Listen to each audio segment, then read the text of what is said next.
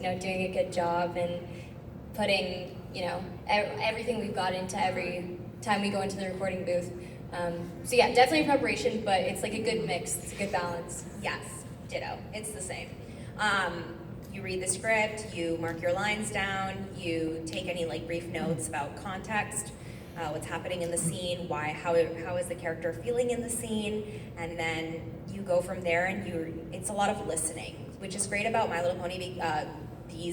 These recording sessions, because we do it ensemble for most of it. So yeah, you're hearing the people around you and you're reacting and responding. Yeah.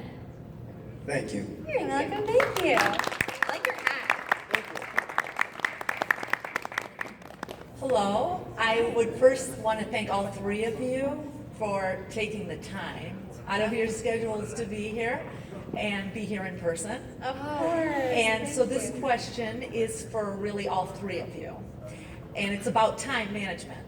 Okay. So, because we all have that in our lives, but you are all so busy doing different projects. What are your tips or hacks for keeping track of your time? Because if we're all out there playing games or whatever, how do you focus back on your project? Like, how do you keep your focus and the deadlines and all of Still that? trying to figure that out. I love this question. That is a good question. It's such a good question. It's a great question. Oh my god. Do you have an answer? You have an answer? I have a huge answer. I go for it. Guys, calendars. Oh my god.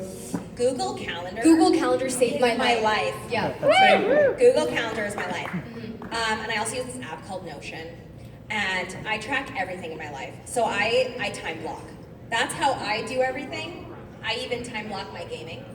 Yeah. Because it's so important to me, guys. It's a problem. So, so I time block everything from 8 a.m. to 8 p.m. every day. Wow. And because of that time blocking, I usually send those calendars to my agents, and they kind of like, they are aware of all of my out dates, my out times, and a lot of it is them. Like, they organize a lot of my life for me, which is so lovely. Go here, go there, do this. And then once I know the dates and the times that I'm supposed to be recording and doing those sessions, I put my personal stuff or my other projects in between all of that. But for me, time blocking. Alright. Do I go also? Yes. Okay. Yeah, you go ahead. Yeah, okay. Because I don't have a proper answer. I am so bad at organizing stuff. I have no organization skills really. Like, it's my partner has to tell me to stop doing this or do this because I'm really bad at this. But yeah, Google Agenda, it's the best. Yeah. because that's how I do my stuff.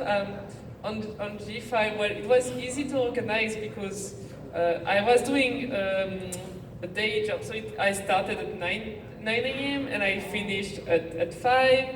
So I knew at that time I had to focus on my work. There was a break in between. And I knew after work I could go play my games. And I do play or draw ponies like until like midnight, which is not a good thing either. Yeah. But yeah, I don't have a good answer to that.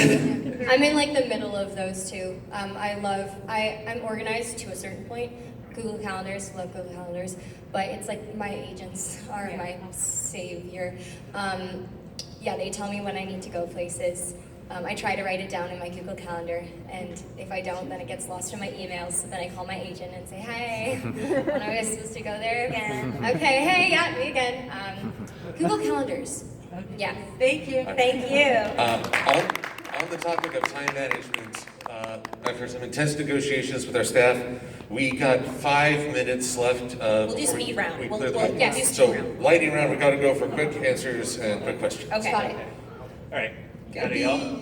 This is a question for Imalu. Okay. All right. So aside from Pony, I want to ask about your inspiration. What has contributed to your current style, your render style? Maybe if you have like a mentor or something. What artists you look up to? I have lots of inspiration from Disney, Pixar artists. Mostly Ryan Long, which is an amazing artist. He worked on the Big Hero 6. The Zootopia's character designer is amazing. I think his name is Brian something. I forgot. But a lot of concept artists from the industry I try to get my inspiration of, because they are kind of like mentors, like they are like the people you look up onto, because they are very talented, they are very skilled. So yeah, aside of that, maybe some furry artists that I really like. Yeah, you seem to be able to find a lot of talent there. Yeah.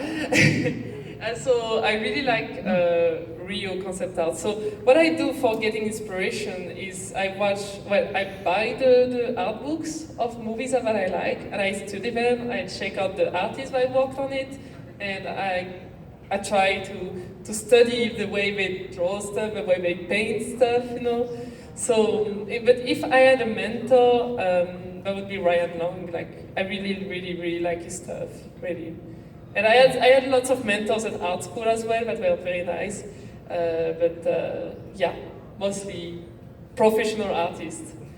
Yeah. All right. Thank you very much. Thank you, Katie.